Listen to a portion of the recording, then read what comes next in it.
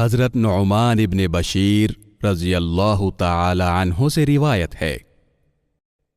رسول اللہ صلی اللہ علیہ وسلم نے فرمایا، باہمی محبت، پیار اور ہمدردی میں مومنوں کی مثال ایک جسم کی طرح ہے، جب اس کا کوئی ایک عضو درد محسوس کرتا ہے تو سارا جسم اس کی وجہ سے بیداری اور بخار میں مبتلا رہتا ہے۔ اسے امام بخاری اور امام مسلم نے روایت کیا ہے۔